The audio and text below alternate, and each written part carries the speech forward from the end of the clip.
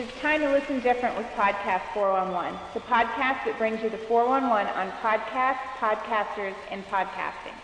Welcome to the May 9th show. I'm your host, Rob, and this is the Podcast 411 podcast. On today's show, our guest will be Dan from the Florin.net podcast. But before we get into the interview, as always, a couple quick notes. First is on the personal side. Recently, I mentioned I moved from Erie, Pennsylvania to Kansas City. One of my pride and joys was my DVD player. I had this sweet Sony 200-disc DVD carousel player. Notice the key word in that sentence, had. Somehow, between the move in Erie to the move to Kansas City, the DVD player and the very nice Toshiba VCR 6-head, very good audio quality VCR, disappeared. Whoosh, gone. And unfortunately, my homeowner's insurance has a $1,000 deductible, so the cost to get the new DVD player, to get the replacement, and the VCR winds up being $850. So I am basically SOL. You know, moving sucks.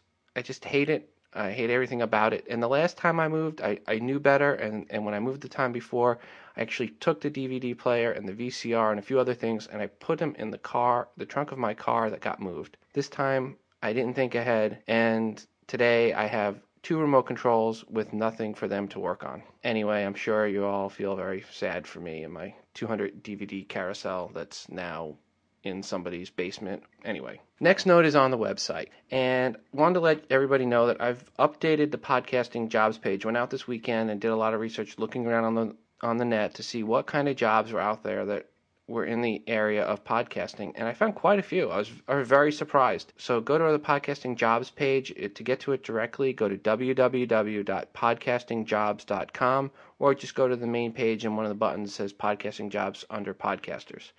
You can get to it that way. One of the posts is for the sci-fi.com. It's under the GE umbrella, so you'd actually be working for the largest corporation.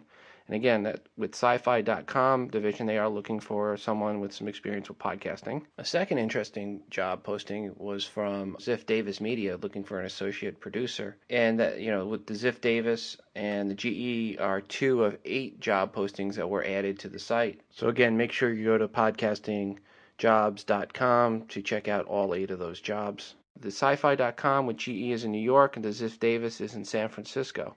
So, hey, go to the page, check out the posts, and hopefully someone that's listening will get the job. Good luck. And yes, podcasting jobs are starting to pop up. And as they pop up, I will be putting them on the podcasting page. I'm going to try to update it at least once a week, if not more. And anybody out there that has any podcasting jobs, you're looking for a producer, even if it's an internship where you're not going to pay anybody, let me know and I'll post your job up on the page. All right, well, that's it for the long edition of notes today. We're going to go ahead and get into the interview with Dan. One thing I want to make note of, in the interview, there's a point where we talk about GarageBand. And what we're talking about GarageBand in the first part of the interview, when we mention GarageBand, is we're talking about GarageBand.com, where you can get free music. So Dan actually has some good advice, and he's used the service, and he talks a little bit about that. So here's the interview. Here we go. Well, Dan, welcome to the show. Thank you, Rob. It's great to be here. And traditional first question, and that is, what was your first computer? My first computer was a TI 99 4A. One of those old Texas Instruments things you hook up to your television. Didn't do much with it, programmed a little bit, saved a few programs to audio tape, and that was about it. Graduated from there to an old Radio Shack Tandy 1000EX, and throughout high school had that until finally in college I got my first Mac, and it's been heaven ever since. And when did you graduate college? I am Cornell University class of 96, sir. Excellent. On to podcasting. What was the first podcast you listened to? I think it was one of the usual ones, Adam Curry's Daily Source Code. Probably picked that up, Don and Drew, IT Conversations, and and that's where I started, and just started rolling from there. And what ones are you listening to today? Oh, I got the list up on my website. If you want the whole list, it's rather long. No, just a couple. We'll put in. Well, it's a pretty big mix. The aforementioned Daily Source Code and Don and Drew, Slacker Astronomy, which is a lot of fun. few music feeds like Speechless or Space Music or Warren Ellis's Super Burst mixtape, and I'm adding to that list, thanks to your show, the Geek for Grip. Oh, Mur.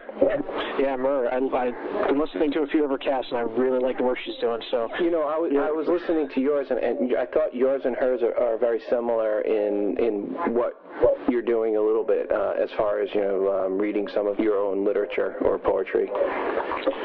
Yeah, I think we both have the dream of you know, Ira Glass finding out about us and trying to pull us into his show. I think we probably both share that goal.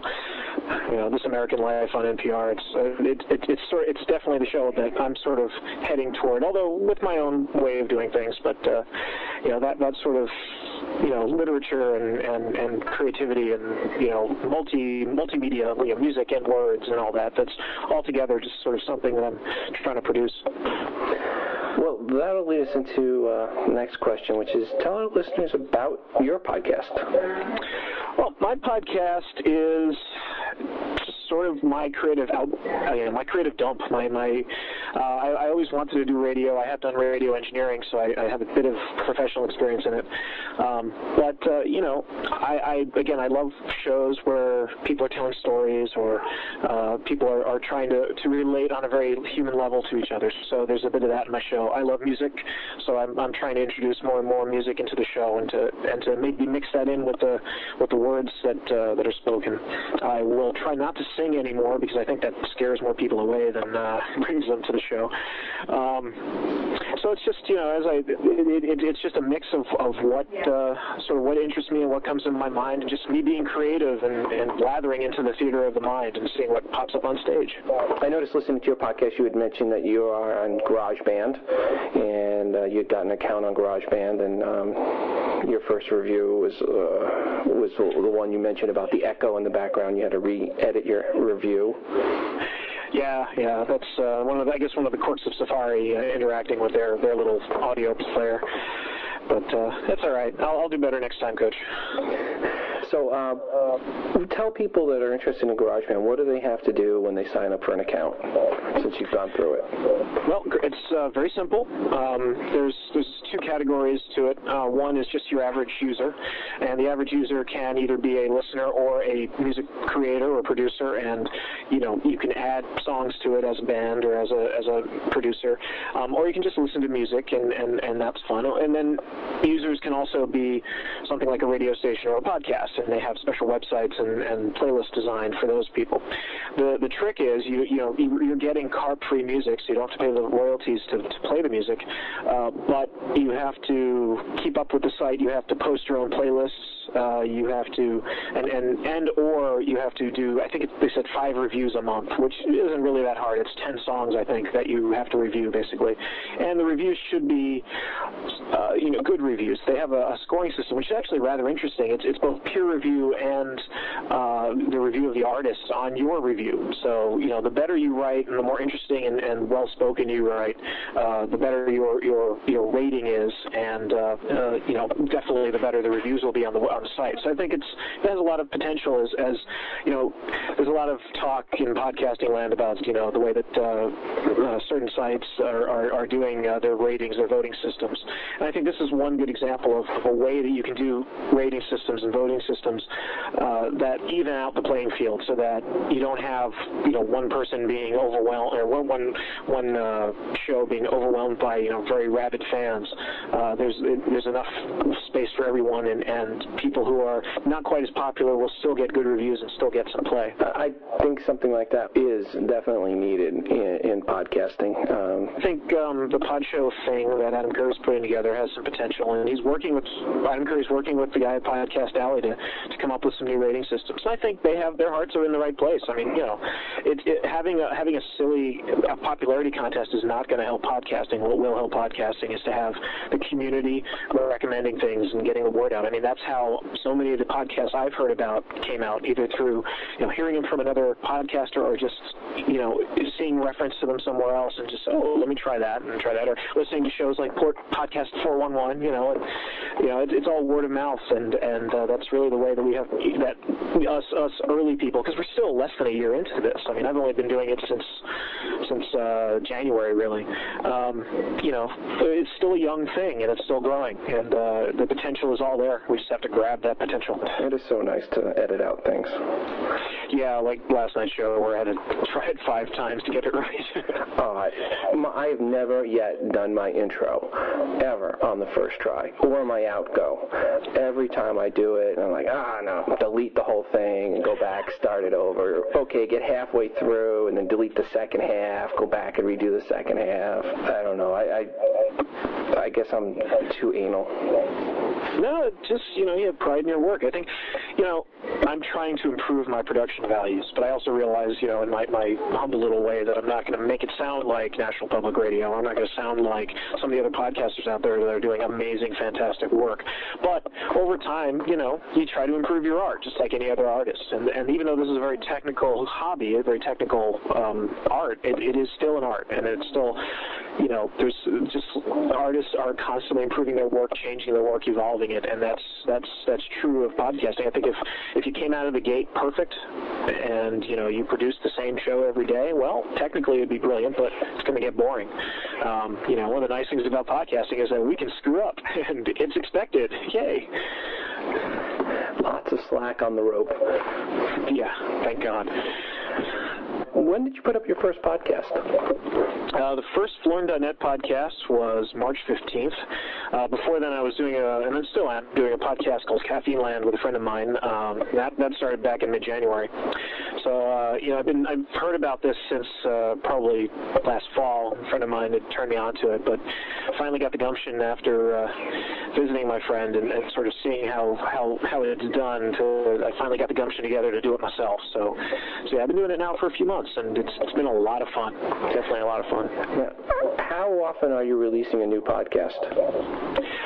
Trying to get no less than one a week. I've been successful, I think, so far in getting at least 2 a week out. So that's my goal, 2 or 3 a week. And because it's important to me not to just publish. I have to publish something that's worth listening to, or there has to be some kind of content worth listening to. A lot of friends of mine who have talked to about podcasting, they've said, well, the ones that I've listened to have been they've been long, and to them long is 30 minutes. So because their lifestyle is such that 30 minutes of sitting in one place or listening to one thing just is too long. So they've said it should be not any longer than it should be, and the content should be there, and it should be worth listening to every minute. And that's my goal. I don't know if I succeed every time, but that's what I'm trying to do. Going forward on your podcast, what are some of the things your listeners can look forward to?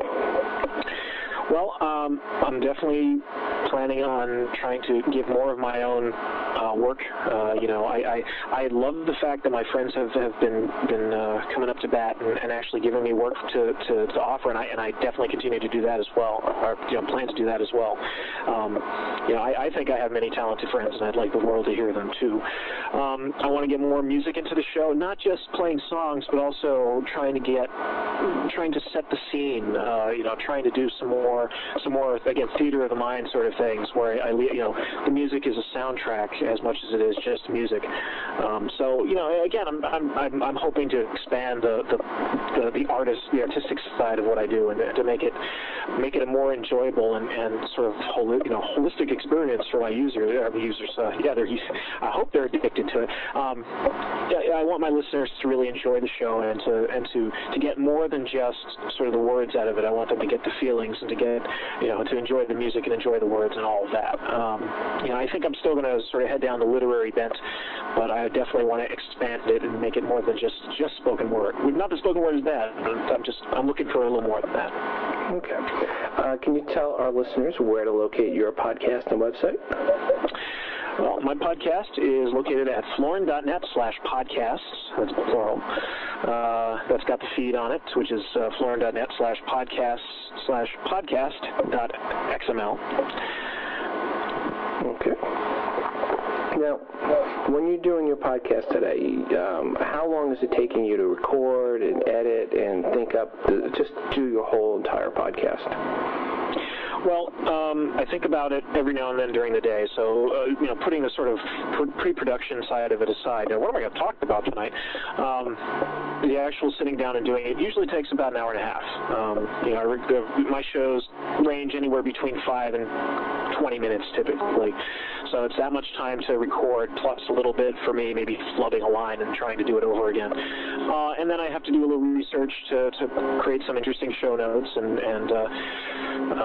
put it all together in the web in XML formats and get it up there. And so it usually takes an hour and a half to 2 hours per show. Okay.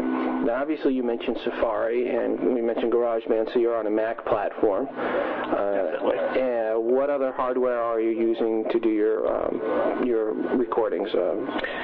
Well, my rather low vocal levels are due to a iMic Sony microphone combo. I think it sounds a heck of a lot better than the internal mic on the iMac and the headset microphone. So, right now it's a very simple setup. Microphone, iMic, iMac. I'm hoping in the future to get a mixing board. So, that'll definitely help boost the signal and all. But so far it's just a very simple setup. There's a very good mixing board supposedly coming sooner or later, the Alesis, and I've been trying to track it down. It was supposed to be out last week, and everybody I've talked to this week said, oh no, it's not going to be out now until June. And it's a Firewire mixer board, and that will be sweet when that's available.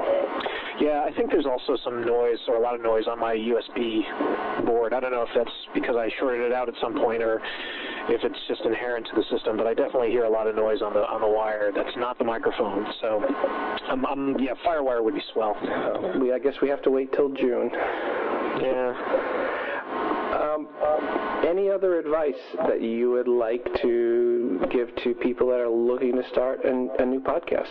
The only advice I would give is just do it. Get out there and try to find a place that'll host your feed and just record and do it. Don't make it take over your life. Don't dream for star success, but start out humbly and just do what you want to do. Do what you feel right. And if you have somebody in the podosphere that's already doing something like you're doing, don't think like it's a challenge. Work with them. I mean, I heard MERS today, and I'm thinking, oh, maybe we can collaborate. That'd be cool. And I think try to keep the community aspect of it together.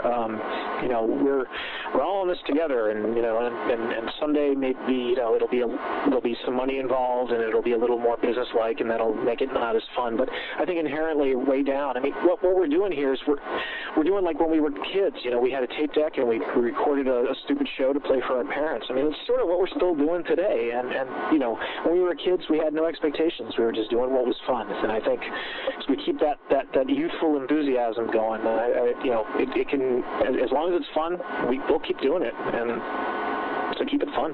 Okay. Anything else you'd like to say about your podcast before we conclude?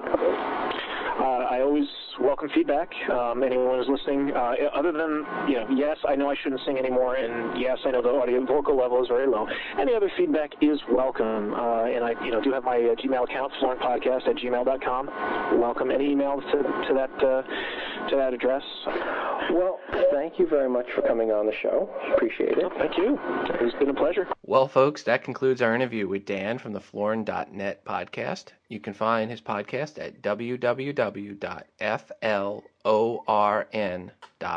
Dan, thanks again for being on the show. And if you out there would like to be on the show, please send an email to podcast411@gmail.com. Love to hear from you. Love to get you on the show. Today's outgoing promo comes from Bubba Bohack at Bubba's Fun Barn. Okay, until the next time, this is Rob at Podcast 411 reminding you to listen different.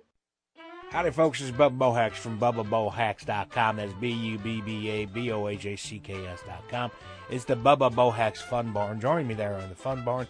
I got 2 daily podcasts, The Joke of the Day, and also Backpage News. Now, Backpage News is the news you won't find at the front of your paper. It's those odd, peculiar, funny stories in the news. So if you want to have some fun, join me at BubbaBohacks.com for both of my weekday podcasts. Also, there's other stuff on the Fun Barn.